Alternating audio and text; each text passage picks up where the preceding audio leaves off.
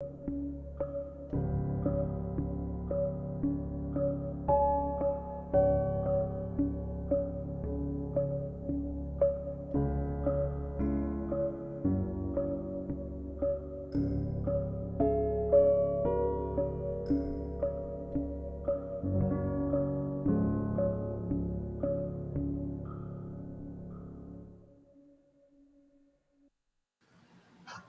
Hey, there we are. Hey, Job Seeker Nation. Welcome to Job Seeker Nation. This is a weekly live stream that we're yeah, going to YouTube, LinkedIn, and Facebook, my page nice. particularly. So you join us every week at Wednesdays at 1 p.m. Eastern, 12 p.m. Central. We thank you very much for joining in. A lot of you joined us from the very beginning. We thank you very much. And we appreciate your interaction with us. And that's the reason why we do this. So down in the chat, say hi to us. Tell us where you're from. Tell us what your job situation. Feel free to talk to each other and we get that interaction joining us. Of course, you know me, Mark Anthony Dyson, and you know all my stuff. I'm not going to go through me. Yeah. Jack Kelly is my Hi. co-host. And of course, he's a compliance recruiter, a senior careers contributor at Forbes.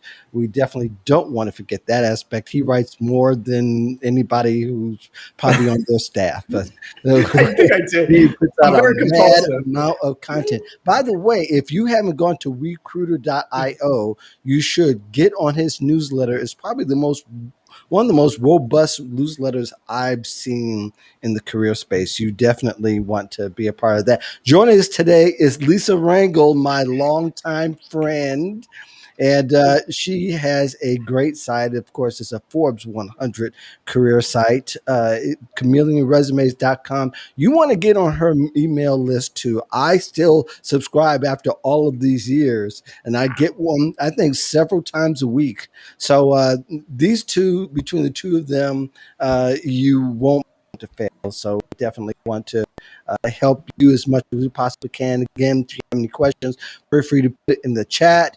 We'll be glad to answer. We're talking about the skills gap.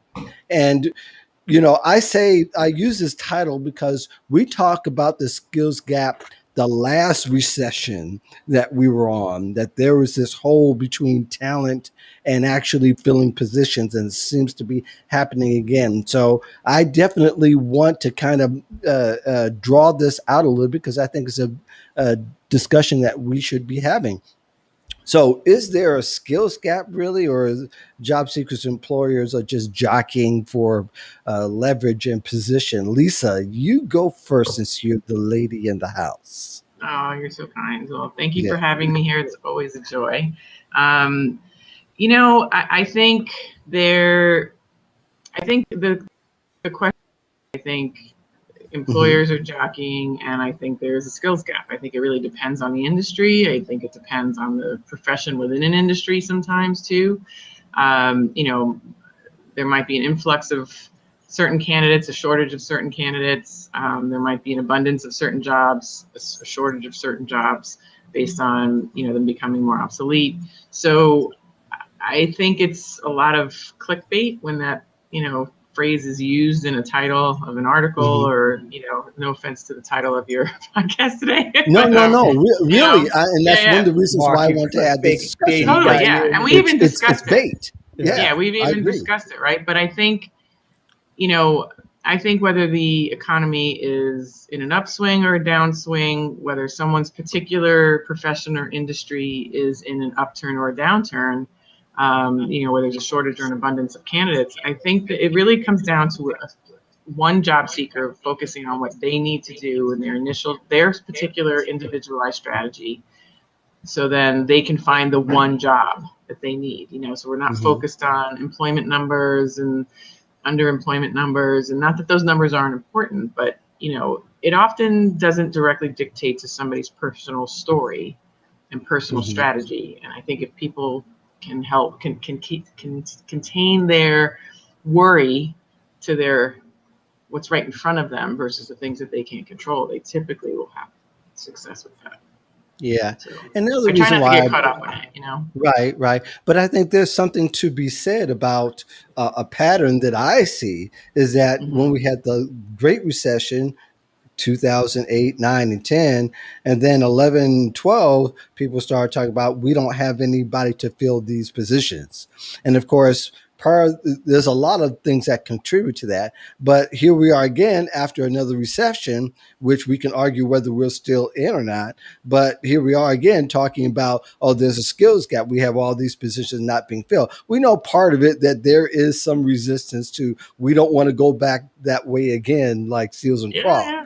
But but the other part, Jack, is, and you've written quite a bit about it, is that everybody's claiming victory at this particular point and starting to take victory laps that the economy is booming.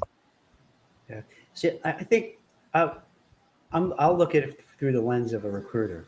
And what I Mhm. see happens is that companies put forth these requirements where, HR people are wonderful people, they're smart, they're dedicated, they want to do best for the company. But sometimes I think what happens is, I don't know if it comes from the executives on top. It's like, okay, you have to have these 10, 12, 20 criteria. And it's very rare that people have that. And instead of saying, you know what, instead of trying to make somebody have everything, let's give them some space. Let them, like, maybe they have 5 out of 10, but Lisa seems really smart and sharp and motivated, and we could upskill her. We could train her. We could give her some guidance. We give a little hand holding. So maybe she can't hit the ground running day one, but maybe by week one, month one, could do it. And I've noticed, at least in my, because we all see the world through our own lens and through our own experiences. And for me, I see this happens all the time, and it's so frustrating and it's so heartbreaking for some people sometimes because, like, a lot of them, let's take in my field of compliance. For a lot of the jobs, if you're like reasonably intelligent and you're hardworking, you could pretty much figure it out. There could be certain like quant related stuff that, like, yeah, you really need a certain background, but if you give it a shot. So I think, I don't know how much of it's a skills gap or how much of it is like there's not an openness. There's not, the feeling of, let's give someone a shot. Let's give someone a try. Let's give them some training. And I think if they would do that, then it wouldn't be so bad. You know what I mean? Then it'll be much easier. I think it'll be better for both candidates and for companies. I mean, what do you guys think? Yeah, well, I don't see everybody coming together and singing "Kumbaya" anytime real soon. That's for sure. But I do think that there are some issues that in communication and what the expectations are, and there's a whole lot of dialogue we can parse and get into. But I think one of the things that Lisa said is right on. Is that one, job seekers need to have a more of a single-minded focus in concentrating on getting that one job. However, that's the problem of a lot of job seekers, that they have a hard time focusing in on one industry, one opportunity. They're thinking that it's the game of, let me see how many areas I can attack before I can, so Yeah. I can narrow So, it so wait, down, instead of single-mindedly, and then maybe if wait, it I sparks don't it mean to to get interrupt. I just want to make there. sure I said. So you're Go saying ahead, it's like Jack. more of like that when people are applying for jobs, it's not so much a skills gap, but they're applying to jobs that they're really not that great for, instead of, like what Lisa was saying, focusing on what you're good at. So it seems like a skill gap, but it's not. It's like you're going in a direction where you're not really qualified for. Is that kind of Well, what you mean? I think the behavior of Yeah. history shows that job seekers are not going to be all that single minded in their focus, but we would like them to be, Yeah. because that's the first thing we tell them as Yeah. people who advise and coach and consult. Right, the first thing we said, well, let's see if we can narrow it down to one or two areas where you can jump into, and when really, because people don't normally do the work way before they even go to a coach. A coach usually has to harness in all of their career demons, so to speak, to keep them running wild and to get them to focus in on one. Lisa, that's Yeah. kind of what you always say, is that, man, just focusing on the one thing that you have to go after and start to put your energy towards that, and don't worry about the macro. Don't worry about all the Right. dialogue around the unemployment and the skills gap. Although I think people should realize that if you have a skills gap, you've got to deal with it, but deal with it within your industry instead of trying to learn five different things to five different industries. I think people try to, but by the one thing, like, just so because I realize that can mean a few things. I probably should be clearer. Is, you know, one, don't focus on the problems you can't fix, right? Like I can't fix the unemployment problem, the underemployment problem, but I, as a job seeker, can fix, like, I didn't reach out to 6 people today. Okay, so let me go reach out to 6 people, right? So there's that one, by one, what I mean. And then there's, by one thing is not necessarily like only one type of job, but just, you know, what are the suite of jobs that your skill set's best for? And don't try to be a general resume person or try to be open to all things. Just, you know, like when you're open to everything, you appeal to nothing, right? So I think the key is to, you know, if you have a strong customer service skill set, then go seek out the jobs, whatever they're titled, that even if there are varied industries, like focus in on the customer service type of jobs, right? Or whatever your skill set is, if you're a CFO or, you know, sort of thing. It may manifest itself in a different title job in many different companies, but the core one thing that's similar in all of them is that it's finance, you know, high level finance, or it's client services, or whatever it is that you're good at. When people try to, you know, I mean, I get messages on LinkedIn all the time. You know, I have people in general, like clients that hire us, that think that they're going to now tell me how they're going to do things. You know, they're like, well, now I'm open to everything. I'm like, okay, we talked about this before you hired us. My game isn't changing now that you did hire us. You can't just email people saying I'm open. Who do you, you know, I'm open to jobs. Like, tell me what you know that I can go pursue. It's like you're putting the work on other people when you do that. You know, so if you're at least very clear about what you want and the types of people you want to talk to when you're networking or having conversations, then again, you're keeping the focus on the one thing in your world, and you're not focused on things you can't, you know, control, because it is a mistake, I think, when you try to be all things to all people and you want to hire somebody to write a general resume, or, you know, because there's no such thing as a general resume. You're never going to be as specific when you're up against other people who are specific, you know, so I think that's sometimes the key too. You know, and just to get back to something, I don't remember if it was what Jack just said, but I think it's less of a skills gap and more of a job design, you know, gap, and a job search tactic gap. Like, I don't think a lot of job seekers really know how to find work and look and present themselves properly. And I think there's definitely an issue in sometimes how these jobs are designed, which obviously leads to the kitchen sinky type of, you know, job description. So, you know, when you have an employer that kind of wants everything and not trained for it on to boot, and you have a candidate that doesn't necessarily know how to present themselves, you're going to have a disconnect. I mean, it's actually, now that I'm thinking about it, it's to what Jack said. Like, I know when I was a recruiter, I would present a candidate to a client and I'd say, you know what, they don't have the 10 things. They have these 7 out of 10. But these are the 7 out of 10 that I think are most important. And of the 3 that they don't have, it's either not something that's that important to the job, it's something they can learn, or, you know, since I'm familiar with your department because I've done other placements with you, I know that the person you just hired 2 months ago can take on this 9th thing, and it, you know, you can reallocate some of the work. So now you're bringing on somebody who's really great at these 7 out of 10 things. You know, a candidate isn't going to necessarily know how to do that, advocate for that for themselves. And a lot of employers don't have the ability to say, I don't need all 10 things. But if they have an advisor in the form of a recruiter like Jack or myself, or, you know, telling them these are some advice, you know, things you can reconsider, then you're going to have a match, you know, most likely. So, and I think over the years, companies are now hiring more, you know, external type recruiters, and they're doing more advisory type recruiting internally, and not just, you know, bringing in resumes, bringing in people and checking boxes and hiring things. Like, it's definitely over the last decade been more of an advisory function. And because companies want to reduce fees, so they're bringing in recruiters like us, you know. But unless that advisory element is in the job search, either on behalf of the candidate or the employer or both, it's hard to get over that job design hump where it's the kitchen sink, and it's hard to get over the candidate not knowing how to necessarily conduct an effective job search. And I think that's where the gap typically is. That's interesting. That's really interesting. What do you think about this, Lisa? I wonder too, talking about changes over time. I've noticed from when I started recruiting till now, the age of the internal recruiter talent acquisition has really dropped. So let's say you have somebody who's 24, 25, and they get the resume. Let's be honest. If you're a young person in corporate America and the hiring manager who's, let's say, 50, and you're like, oh my gosh, this person's so senior, and they only have like three, like we're saying, like 5 out of the 10 points. It's very hard for that person to go to the boss and say, oh, okay, Jack only has 5 or 10, but he's really good. Because then they worry, am I going to get in trouble? Are they going to yell at me? Yeah. Right? Are they going to get like, come on, what's wrong with you? You don't understand. We said we want this. Why are you doing this? So I think it becomes easier. And this is what happened like this is a little inside baseball, but this is what happens inside companies.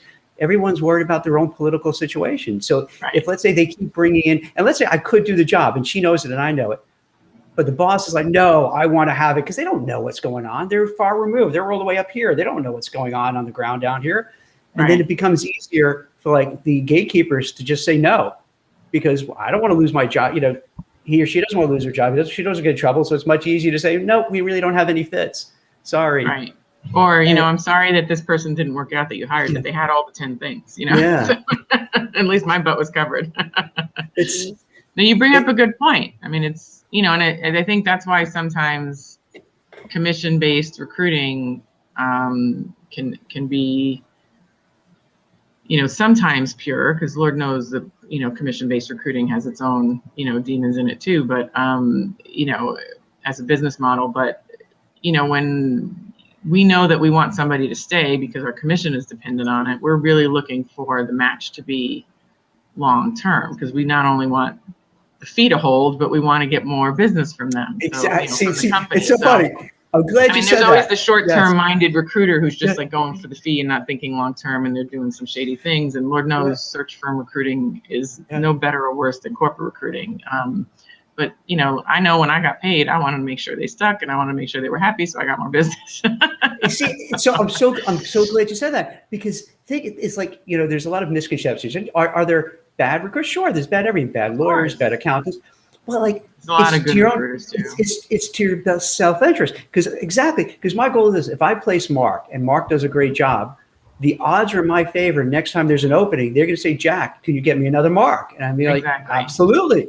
And I'm going to work hard to get another Mark or someone even better than Mark. So then when they have another opening, they're going to come back to me again.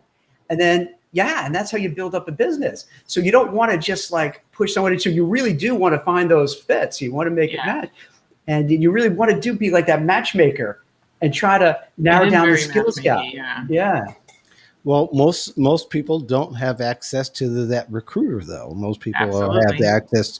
They only have access to them and the employer, which could be interrupted by a recruiter, but most of the time not. Either you get one or you don't, or you get access to one or you don't. But for most job seekers, they are in the middle of a quandary many times still, because they apply to jobs. They're now going through processes as long as 10 or 11 interviews, and they're getting, it's crazy. And they're being stuck out on the island because internally there's all kinds of things. They have no idea what's going on. So therefore, they could be somebody that could be qualified. But I think very often, the force field has been, there's a skills gap. And nobody could penetrate that skill unless he was Superman in the industry. Like, I mean, there's always going to be a skills gap. Always. Agreed. Every day of every year that we are all in existence on this planet, there will always be a skills gap. It'll just be defined as differently. I mean, I remember in like 2000, 2001, 2002, when I recruited, I was an accounting and finance recruiter, and, the market crashed, and there was all this, new surge of compliance because there, SOX and this and that, and everybody wanted compliance because, Enron and all the cowboy accountants that existed at the time. And, but yet finance was really sexy. So all the college grads and all the people went into finance, and there were no CPAs. There was nobody going into accounting because it was boring and you didn't make as much money, right? So, and then there's still an accounting gap today, even like there's still an accounting talent gap today. Like there's always a demand for CPAs and tax, and then, the Big Four and that sort of thing. There's always, and that situation applies to almost every industry. There's, in marketing, maybe there's a lot of kids that go into marketing, but a lot of people don't necessarily know digital marketing. So the tech end of it is a shortage, even though marketing, there's a lot of marketing people, right? So even within industries, within professions, there's surpluses, there's gaps, there's deep deficiencies, and there's always going to be a skills gap. That can be like a perpetual title from here until the end of time. It's just going to be redefined every year based on what's going on. But to fill that skills gap is a lot different in 2000 it is now, because in 2000 you relied on colleges to fill that skills gap. Now, these days, it's not so much college. In fact, I would even beg to differ that colleges now are even slower, the slower way to fill this gap, because they say you do it in 2 to 4 years. Google has their own pipeline now. Microsoft has their own pipeline now. And a lot of other businesses are start to build their own pipeline to get from somebody who might be mediocre qualified to now being highly qualified. And they can fill their own gap. And I think more companies are bound to follow, because it's cheaper for everybody. That's interesting. Do you think that that'll take hold where, they'll take that Google, Microsoft model and say, why do we hire this just because you have a 4-year degree from, let's say, a really good school, but you majored in something that's like just not applicable to the real business world? It's interesting major, but not. So why do you even need that degree? Like, why can't you get someone who knows an area, right? And that's a great point. But I think we're kind of caught in the chasm, is that people want to bridge away college. They want to do without college, because college, it's the promise of 4 years and then done, as opposed to Google, they're saying several months or a year to be done, or even if it's that long. So who wants to wait 4 years? But depending upon where you're at and who you're being marketed to and the industry that you're involved, still there's industries that are still kind of catching up to social media, if you know what I mean. I mean, think about how live stream marketing is being taught through colleges now. Probably not, but we're a year into live stream. Thus, my point is that by the time somebody makes it a part of their curriculum, it's going to be something that's going to be filled by experience, or some company that really understands that this is the now, this is the future, this is the way that we're going to fill positions. Mark, it's interesting. You made me think of something. So my kids are in college, and I know it's hard to believe because I look so young that you're like, how is that possible? Absolutely, that's why I think. Put that aside. So my son Jake, he's studying business and finance and data analytics. And like over this last year, there's so much stuff going on, from SPACs to cryptocurrencies and Bitcoin and the Wall Street bets. And I would ask him, hey, are your professors talking about this stuff? Because what an opportunity to take the real world and then say, let's infuse it into the classroom. And it's like, no, not really. They're not, because these professors are like 110 years old and they're just used to doing whatever they want to do. And they don't want to take the time and energy to say, oh, you know what? These young guys and girls and women, young men and women, would probably be really interested to see, talk more in depth about Elon Musk and what he's doing with Tesla and how they're dealing the balance sheet with Bitcoin, which makes it real as opposed to just going through the boring textbook. So you're right. It's hard. It's hard to shake off all this stuff. Even though things are changing so quickly, these industries and infrastructures won't change. They're resistant to a certain degree. But that was part of the whole Great Recession the last time, is that all these positions appeared that nobody was qualified for, because they were banking on the colleges to teach them by the time they graduate that they'll be able to slip into them. But they're saying no, that the teaching was antiquated. It was so antiquated that they were still years behind. Now, of course, social media is a little bit different, because I know this for a fact, because my daughter-in-law is in the social media marketing world and get paid a nice little penny to do what she does at this particular time, as opposed to if she came out in 2011, she would have been drifting abroad for about 5 or 6 years, because everybody was just trying to understand what it is. A lot of times colleges and wherever the learning takes place for these new industries, the new industries just happen. So Yeah. it's just better people to take that dive into it, thus getting over the fact that there's a Yeah. skills gap because all these people are waiting to learn. Yeah. Why not be the pipeline? Why not be the source to teach people to fill your positions? I mean, Mark, so along the just to line. like to emphasize your point. So check this out. Just the other day, I was speaking to a friend of mine, and his Yeah. kids are on they're on TikTok, right? They have Mhm. like 2.1 million followers, and he's talking about other TikTokers that they're friends with, and they're speaking to like rap artists to executives at media companies because they're making either they're making some decent coin through TikTok, or what happens is like they'll get these makeup contracts or other contracts. And so Mhm. you have these really like high school, college, mid-20s who are doing really well and making businesses, making livelihood out of dancing on TikTok. And Mhm. it's mind blowing. And you can't, and you got to actually applaud them because they saw this. I mean, it's pure entrepreneurialism. They see a path and they say, wait a minute, I could have a lot of fun and make a lot of money and get a lot of attention and be like a rock star. We were going to we were going to go there. Sorry, I jumped ahead. A little Should we start bit, dancing now ahead, or but I that? think, but I think, I'm thinking of doing it. but there's a, We talked about another thing. but these JT worlds O'Donnell intersect. is like killing it, doing that stuff, and it's just blows my mind. And I got to tell you, I admit it, I'm on TikTok a lot now because it's hilarious. It's awesome. It's weird. It's crazy. It's odd. It's fun, and I can see where the attraction. And this is like, you know, it's almost like you have to now. Like the world is changing so quickly, you can't just dismiss things and say, "Nah, this is silly."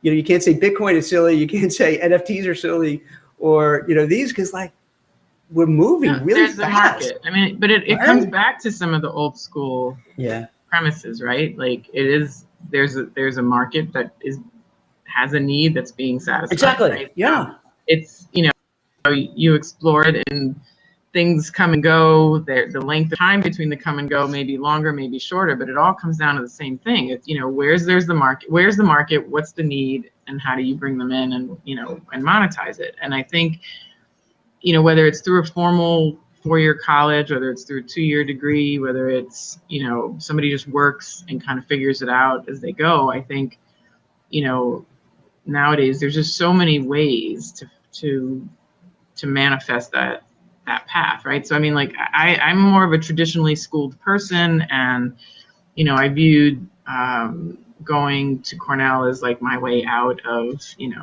growing up in like an inner city type neighborhood, and and it worked for me, right? But I can tell you that there's people that I went to Cornell with that are not, as one would say, capitalizing on their degree, and and then there's others that I also go to a lot of internet marketing conferences, and there's millionaires and multimillionaires that barely graduated high school. I've hired mentors that barely graduated high school because they were brilliant internet marketers. So I think that there's nowadays just so many paths in which success, fulfillment can happen. It doesn't have to be this cookie cutter traditional way. And I mean, it's exciting, but at the same time, it's scary because a lot of hiring functions don't know how to evaluate talent outside of the traditional paths. And I think that's part of the problem too. And then those candidates from the, alternative paths, for lack of a better phrase, don't necessarily know how to present themselves or connect the dots for that hiring manager out of the traditional path. So like, there's just sort of this gap of communication, and I sometimes, and not that there aren't skills that aren't adequately represented in the candidate base. There's always a skills gap of some sort, as I said earlier, and as we've all agreed earlier and said each other, we each said the same thing. But I really think there's just like an evaluation gap, like there's a presentation gap. People don't necessarily know how to evaluate things that they're unfamiliar with. And those that are coming from the non-traditional paths don't necessarily know how to communicate their background and their wins and their achievements to those so they can still see that there's what they need, even though it's not what they're familiar looking at. That's a good point. So how, because I agree with you, it seems, we've all seen this probably in our lives where there are people who use it, maybe let's say barely have a high school degree, but they're so street smart. Like they know so much. They're so smart. They got it. They know. It's not even street though. Like it's just they're smart, but they don't fit in the regular Exactly. academic, traditional school. I mean, I played the academic game pretty well in high school. I knew the game. I knew what I had to do to get the A's, and college wasn't so straight AE, but it was okay. And I wasn't going to med school, so it was fine, or law school, so it was fine. But like, there's just some kids that don't, and adults that don't necessarily think the way traditional education presents how they should learn, and that doesn't mean that they're not smart. You know what I mean? Like it's just they think and learn differently, and sometimes there's just a lack of, I don't want to say accommodation, because we have a lot of accommodation in our education system. And I come from a family of teachers, so I'm by no means insulting teachers. I know that they work so hard, but I just think that there's just kids that don't fit the system, and it doesn't mean that they're not smart.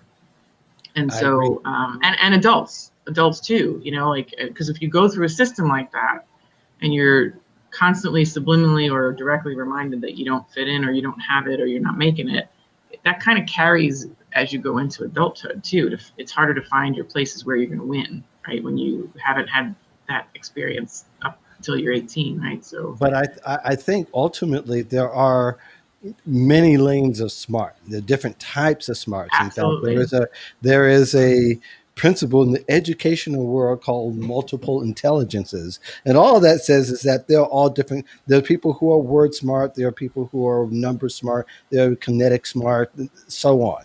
But I think the mainstream world is set on one kind of smart, and is whatever that lane says. And the STEM world said you're not smart unless you can parse the Red Sea and right, check these boxes, right? and check these boxes, and it's whatever that industry says. Well, really, generally, people are smart. People don't discover how they're smart and how they're able to fit in, how their skills is able to fit to them to translate and be able to give to the rest of the world. And I think a lot of times that is the problem, because you have people who are scholars who struggle with this economy because they're not exactly sure that these skills fit here. You got people who've been in the military who've had responsibilities of nine figures in their own way, P&L responsibility, but it doesn't translate to the civilian world. So therefore, you get these different worlds. There's no real intersection. I mean, there are some intersections, but there are no real straightforward intersections. But unfortunately, it is up to the job seeker to figure that out. But you know what? Sometimes employers don't make it easy for anybody to figure anything out. No, sometimes they don't know themselves, though. That's the thing. And as many vague job descriptions I've seen, we've all seen. Goodness. Oh boy. Woo. We could talk about a That could be week another show. about them. It's like, what are you really saying? I mean, I was with a company one time that they rewrote a job description. They had a job available for about a couple of years. They rewrote the description 4 times, and in the 2 years, they still couldn't find the person. When the person but they could have trained somebody internally to fill that position all along. Or restructure the job totally differently. And the politics is in there somewhere. But ultimately, it's like when nobody knows what they want, nobody's needs gets met. And nobody, so therefore, I mean, something that, and I'd be interested to see what Jack on from the recruiting side thinks as well. But like one shortcut, and it can come across oversimplified, but I do think it actually helps. But I try to tell people, I think people come to like writing a resume or writing, their profile or whatever presentation material they're going to do to a job. Like they're like, I can do all these things. I need to show them all the things I can do and overly impress them. And I'm like, less is more, number one. And number two, don't show them everything you can do, because all the 25 things you can do, they may not need 15 of them.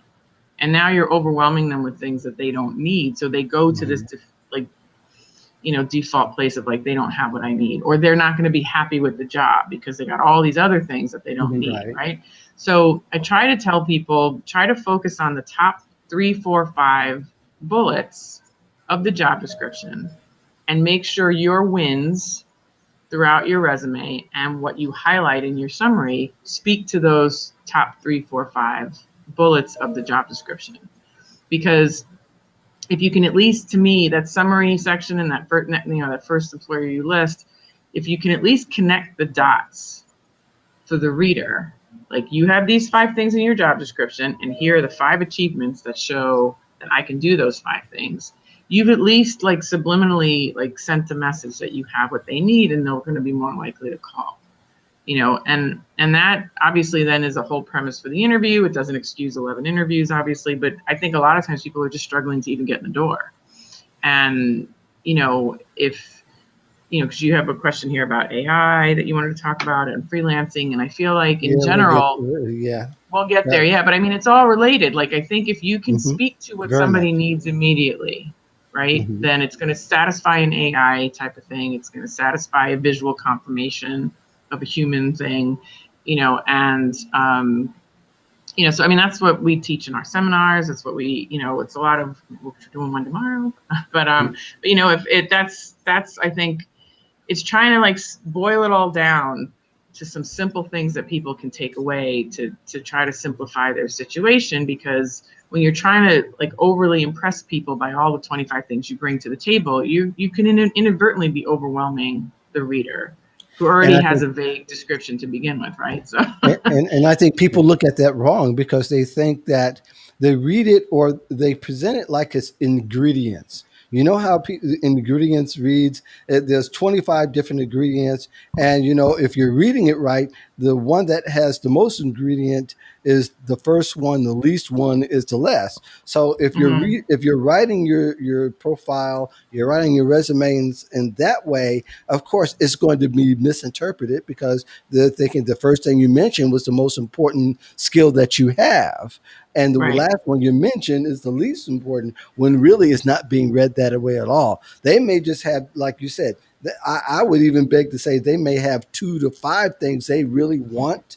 I mean, that they really, really want. Of course, they want somebody that is able to read with great comprehension and be able to write a comprehensible paragraph every now and then. But ultimately, they need the 2 or 3, 5 skills, and that's it. You're giving them 25, and they're not going to get it just from reading because they don't know which one is the one which you're really skilled in, and will it meet their pain point? Will it meet their need? And I think, Jack, you could speak very well because that's how you look at it pretty much. Yeah. Jack, you look at it as, solve the pain point. What is the pain point?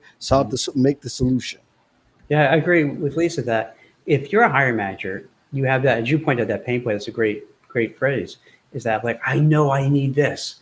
And if you see on the resume that they do this, they're like, oh, thank God, yes, this is what I need. This is going to make my life different, better. So they don't care about the other laundry list of stuff. They just know if they have these 2, 3, 4 stuff, that's what they need. That's what they want. And when they want to interview and talk to the person because they want to make sure, okay, now is this for real? Because they got their expectations of, okay, this person has on the resume. I hope they really do it. Then when they have their conversation, it's really about those 3, 4, 5 things.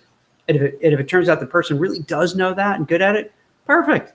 That's wonderful. And then anything else they feel that they have, that's icing on the cake, but that's not as important. That's like, oh, that's nice that they have the other stuff. Because in a way, hiring managers are selfish.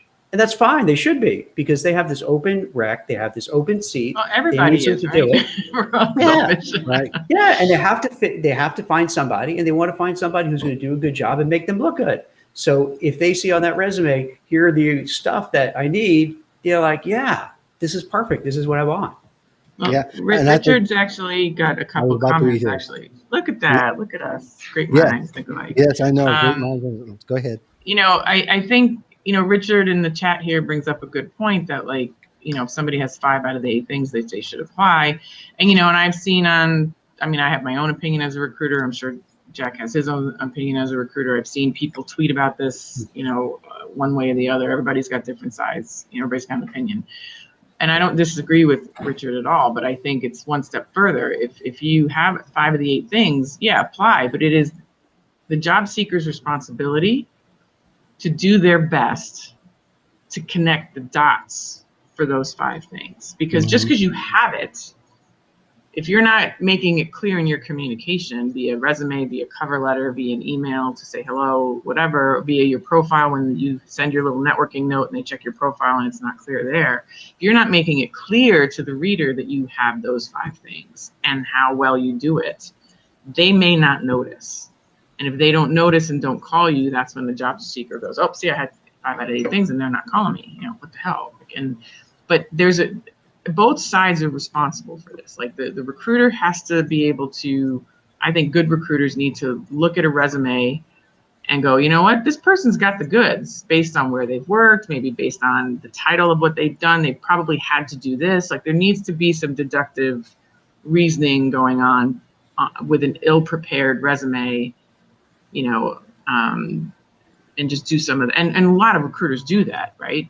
But everybody's human, nobody's perfect. And then candidates also need to take their responsibility in making sure they're helping connect the dots. You can't just show up going, I got all this stuff, but it's under your coat, it's under your shirt, nobody could see it, and then you get mad at them, they don't see it. Like you gotta be able to promote it properly, even half-assed, to be honest, and just give the person who's reading a shot to see that you do have what they need, and then they'll be more inclined. So if there's a little bit more assumption of just critical thinking, and I don't say that in any insulting way, but any more, a little more critical thinking on the part of the recruiter and a little bit more effort on the part of the job seeker to make it clear. When those 2 things can get closer, then you're going to have more synergy of conversation. You're so right, Lisa. Seriously, you're so right. And like what happens too, what I think a lot of people, and how would they know that once, like we talked about before, like what goes on behind the scenes. Put it this way, I've been recruiting for going on 25 years and I know what I know, but I don't know a lot of things. They're like, if I had to recruit for like Java programmers or software engineers, I have no clue what I'm looking at. I have no idea if they're great or not. So by you saying connecting the dots, oftentimes you have to, because let's say you have, a 26-year-old person who's working at a company and he or she has to recruit for accountants. And let's say it's an investment bank, traders, portfolio managers, sales assistants, compliance people, attorneys. How can you possibly know the intricacies of all of them? It's not, you can't. Right. So I agree with you so wholeheartedly. So for a candidate, as you were saying, Lisa, to put the dots together so that for that person who's working in that HR group, who's being the gatekeeper, you want them to go, oh, even though I'm not an expert at it, yeah, this makes sense. I got it. Then they could feel confident to go to the manager and say, check this out. This person has these 5 points, but here's how it works. You know what I mean? And then you could just put it across. So yeah, so you're so right, because like people are right, they'll throw it against the wall and say, okay, yeah, we're good. But you really have to kind of go, or you have to get it past several different roadblocks of people. So they have to understand and they have to explain to the next person to make it work. So as a job seeker, yeah, you got to lay it out so it's crystal clear. All right, Jack, I know you're an idiot and you don't know about Java. Here's what Java is. Here's what this is. Here's how it works. Here's why I'm good. Here's what they say for the job. And this is what I've done for the job. And I could go, oh, good. Okay, great. Thank you. And then I can kind of, power it back, and then everyone's happy. Yeah, I think of it as sort of having a bunch of doctors around a patient that's bleeding.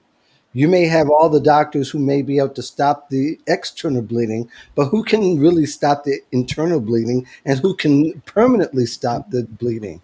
And I would say that the employer would want the one that would get to the root of the problem, then be able to look at the problem and say, hey, somebody's bleeding.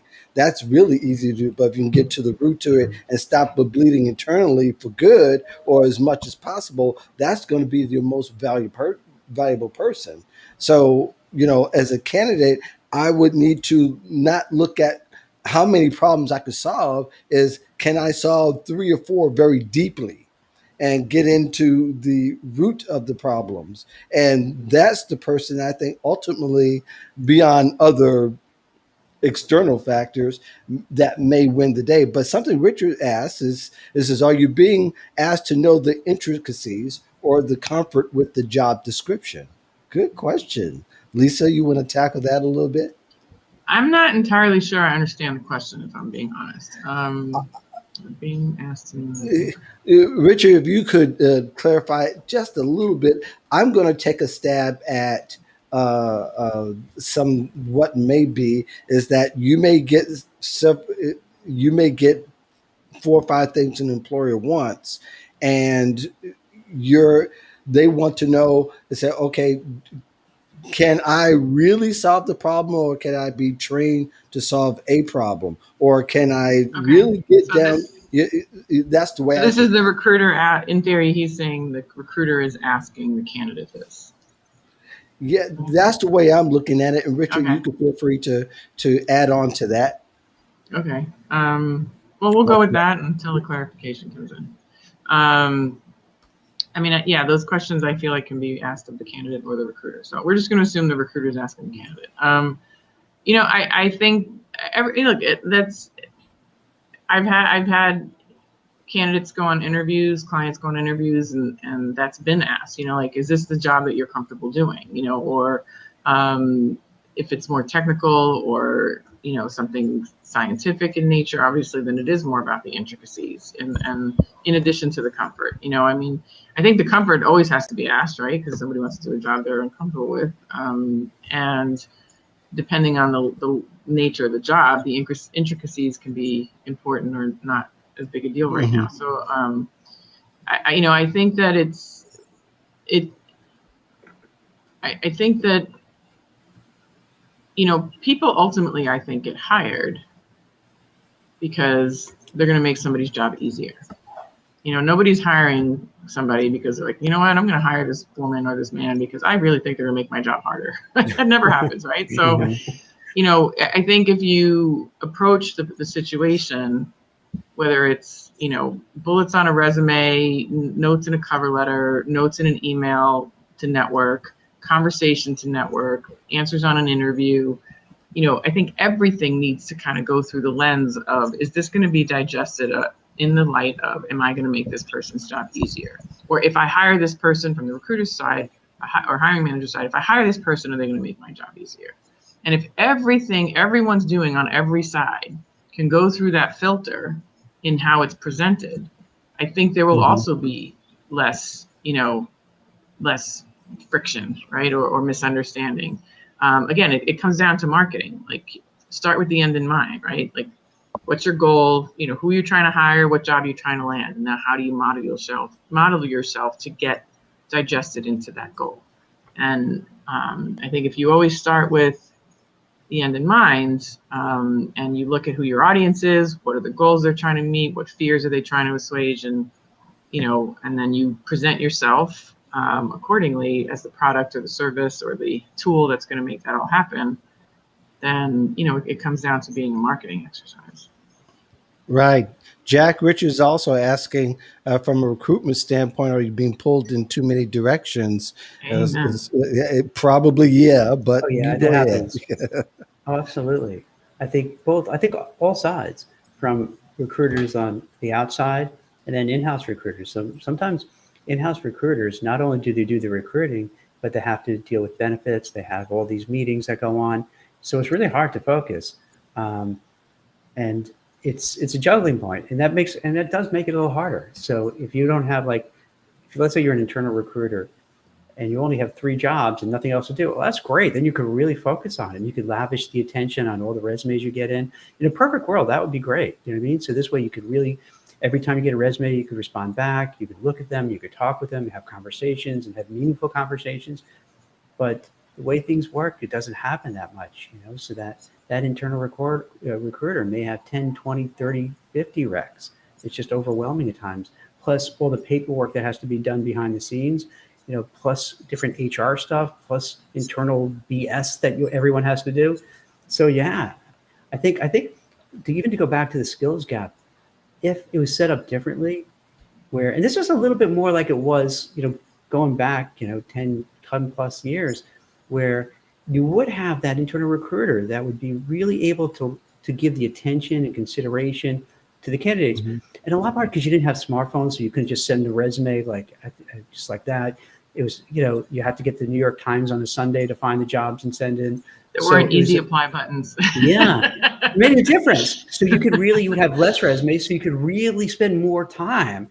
And this goes Right. back to what Lisa and you and Mark were saying, that if you have people who don't fit that exact mold, that HR person could have a more in-depth, real conversation and say, wow, I'm going to go to the hiring manager because I really know, Mark now. I understand it. And even though he doesn't check all the boxes, I feel super comfortable he could do it. And then, Lisa could go to the hiring manager and talk about him. And then, yeah, can maybe move forward. Now it's impractical now. Like if you work at Google or Microsoft or Facebook, the amount of resumes you get, it's insane. There's just so much. It's hard to, and I think that's what also happens. Why it's easy to point the fingers at these in-house recruiters or outside recruiters and HR, but the volume is so much. It's I think literally impossible to have that human touch, which I Yeah, think is I important. really, I think that's really true. Yeah. And where you don't have that human, and that's why, we have to table this discussion and come back to you guys, because I think part of the AI discussion was that the AI is being seen I in like that many ways, segue, not so huh? much. That was a Yeah, good segue. We're it was good at supposed to this, be a huh? segue. We're getting I know, but professional. we're running out of time. All right, we're not so But good and professional. Oh, well, yeah, so that's why I said part of it. But I think the that's part not of the yet. issue with Oops. AI is not particularly that people want that Yeah. human touch, and they don't. Ultimately, the fear from AI that it was going to eliminate these jobs, or what really is, it's looked at now, and I think that everybody's kind of looked at this in a way. Here is that the AI is kind of a complementary part rather than the replacement, and job seekers kind of need to figure out the connect the dots to be that complementary part, or to figure out how to be the one to program AI would be probably the ultimate, but how to be that complementary part. And so you've got to dig a little bit deeper in what that's going to do, and that's going to take some reimagining, but it's also going to take some of that networking piece that we talked about, that upskilling piece that we talked about, all those things. But I think those are the two things that really are the magic elixir these days, is that if you're upskilling, if you're having the great conversations you need to have, that you can, future proof your career to great degrees, because you'll always know what's coming. How we find out is not that it happens to happen. People begin talking about it, and we find out through other people, this is what they're seeing, this is what's happening, and this is how that you'll need to go forward in modeling your career so you'll be an attractive candidate. And any last words about this, Lisa? We're going to probably end up wrapping up the show based on this one question. No pressure. Yeah, You have to right. solve the AI issue in 2 minutes. Right? So wait, what's the question? I missed it. What No, the I was just question going to is? say, in general, did you want to add any summary or any more thoughts to what we've already talked about? Because we're coming to the last 5 minutes of the Yeah, show. no, Yeah. the only thing I would summarize, it's really more summarize than add, is like if you're proactively doing, some of the networking and the skill advancing and just ongoing learning, and you're doing it proactively, um, without an immediate need to do it, and you're just doing it proactively, I honestly think that really takes care of a lot of the issues, because Mm-hmm. you kind of it's like building the well before you need it, right? And Yep. if all of a sudden then the rug's pulled out from under you and you lose your job, at least you do have a network. Or Mm-hmm. you maybe have the network, so now you can freelance, or because you've been putting things out in social media here and there, and you've been networking here and there, and now you might solve, and you have social media profiles in certain spots strategically, then maybe you solve an AI issue that you didn't even know you were doing, because you've been doing it all along. So I think that, like, Mm-hmm. if you're doing some of these things, even modestly and half-assed, to be totally blunt, it doesn't have to be perfect. Mm-hmm. If you're doing some of it all along, when you need it, then it'll be there. Or you're just, even if you have to build it again, you're at least starting from halfway and not from zero. So I just think the key is to do some of this stuff all along. And it kind of eliminates a lot of the problems, as you go. Yeah. Yep. Jack, did you want to add? You know, if we had this conversation a year or so ago, I would be much more concerned about AI and how it may have an adverse impact on workers. But seeing how things are playing out post-pandemic, it just seems like change is constant. And I think for all of us, we just have to kind of, and we kind of talked about this one before, just have to kind of keep figuring out ways to move forward and navigate our career, reinvent ourselves, pivot ourselves. And I think that should, whether it's because of AI or because of other things. Um, it's not like it used to be for our parents or grandparents where, you have a job and that's it. And there's change, but not so dramatic. I think it's for us, for our kids, for grandkids, you're just going to see it's like really could be fast changes. And I think we all have to just stay ahead of it. And that's both exciting, but a little nerve wracking because sometimes, Mhm. you just want that comfort of, okay, I'm here. This is what it is. I don't have to worry. I don't have to stress. I can just keep doing it. But I think, fortunately, unfortunately, we're in an era, and I think it's going to keep going, where you constantly have to learn, adapt, keep an open mind, uh, be creative, be thoughtful. Find smart people who kind of know about this stuff, so you can learn about it. And it's always learning. It's kind of just always learning. Yeah. Yep. I agree. I'm not going to throw out the catchphrase I've thrown out there for the past year, but Yeah, I really think that's all a yeah, part of it. yeah, There, having gone through personal training school, so to speak, yeah, the one thing you can learn is that there are guys that'll work out 5-6 days a week and won't make any progress, especially if they don't change their diet. And there's the person that has stopped eating all the junk food and trains just 3 times a week. And it's not surprising, really, if yeah, you understand a little bit of the human body, that the guy trains 3 times a week wins out Yeah. ultimately. So all that to say is that a lot of times it's not how much more you can do, is how efficient that you can do it, and that you're able to pivot so that when that need does arrive, it's easier to pivot than to try to do more of something else. So, for job seekers, a lot of it's about strategy, and it's about putting things together, like Lisa said, being able to connect the dots. And a lot of times, and I've said in the past couple of weeks, it's not about using more things to do. It's about doing 2 or 3 things that are effective more and more deeply, and you'll make more headway that way. So ultimately, I think that's where we'll kind of leave it here. Lisa Rangel, thank you very much for joining thank us. you. Thank Thank you you. for Uh, It's joining us. always a y- blast. is there anything major going on in your professional life that we need to know about? We are doing a resume training tomorrow, but we do bi-weekly trainings on how to write your resume and how to write your LinkedIn profile. Once you're on our mailing list, you'll always get notified on those. So if you go to chameleonresumes.com, you can find out the training tomorrow and get on our mailing list to find out about those every other week. Good deal, Jack. So, a couple of things. I think I mentioned to you last time, Marcus. So I'm trying to work. I'm trying to see if I can put together, a book about the future of work that Mhm. encompasses a lot of the themes that we're talking about. What are the trends? Where are things going? And what people could do to make sure that they're marketable, they can find good jobs, or maybe Mhm. they have to reinvent themselves or pivot to something else. So it's kind of a combination of, you know, like for instance, if you're working remote, what do you need to do to make sure you don't become a second class citizen and people forget about you and you're off the radar? So Mhm. what do you have to do to make sure that your boss knows who you are, what you're doing, and that you're integrated part of the company, things of that nature. Also, with Recruiter, kind of built it out over the pandemic to help people, who were just devastated by what was going on. Um, but now it changed, so we're kind of trying to change the model to be now more forward looking, that things are better, there are more jobs, more opportunity, and to kind of really monetize it now. Really, whereas before Mhm. it's just kind of help people. So now I'm kind of figuring out, and this is new to me because I'm not a tech guy. I'm just learning as I go. And, I have some, Mhm. tech people. So try to kind of So I'm open for ideas and support. So and suggestions. So kind of try to, monetize it and really put it together for this kind of new economy we're heading into. So that's a couple of Good- projects I'm working on. good I'm deal. exciting.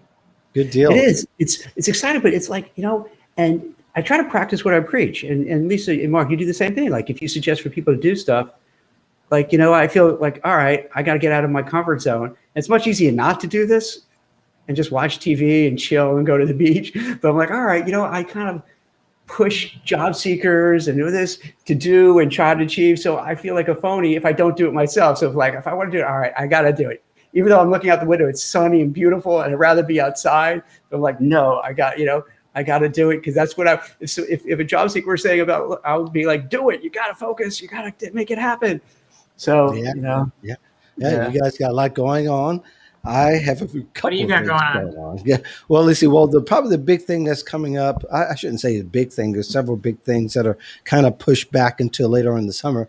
But if you're on Clubhouse and you happen to be around June 21st, and that's Monday at 6 p.m., I'm doing a presentation that's going to be open to the public on Clubhouse Sure, wait, about let me write this down. What is this smart? about how to stay in job search mode. I'm sorry, what was that? Clubhouse, 6 o'clock. Yeah. It's going to be open. Just follow me, Jack. You already follow me. So Okay, so June. You know what? I haven't been on Clubhouse like in a long time. So yeah. so I'm still trying to. I'm still. There's some enthusiasm and there's some like one more thing, but really there's still some excitement around it because they've just opened the floodgates for all users as opposed to just and iPhone users. So let's see where this goes. But I'm presenting on June 21st, 6 o'clock p.m. or 7 o'clock p.m. Eastern, 6 o'clock p.m. Central. It'll be on, staying in job search mode. So Lisa, join me. Are you going to Clubhouse? Do you? I'm on, but I admittedly haven't been on in a little while. It seemed like hot for a while. Like I saw a lot of, like particularly in your area, Lisa, like a lot of career coaches and resume writers and all on there. But then I saw just about a week or two ago, see kind of a long thread of like people seeing a little bit maybe exhaustion from it. So I don't know. Yeah, there are people in our industry who actually are on all of the time. Like Melanie Denny, Annette Richmond, Ken Lang. Yeah, we can go through names. He's been kind of popping up. He's like, some people on there, they have these Clubhouse sessions, which I'm not interested in staying for 5 hours, but there are people who still have them. I just don't know if you made easy recordings out of them, maybe that might be a little bit more interesting because that stimulates interest, but you actually got to be there like a conference, which is, you take it or leave it. But I'm also just honestly getting sick of my phone, so I can't really be on it as much as I once was. I'm like, I can't look at this thing another day. I'm afraid. I'm afraid I'm attached to my laptop and my phone and my pad all of the time. No, it's a lot, but that's why every once in a while it's a lot. But that's why we do what we do, right? It's what we do. Anyway, for those of you joining us, thank you very much for joining us here. Thanks, Lisa. Yes. Go to the beach once in a while, Jack. Go to the beach once in a while. Job Seeker Nation is ready to serve you every Wednesday at 1 p.m. Eastern, 12 o'clock Central.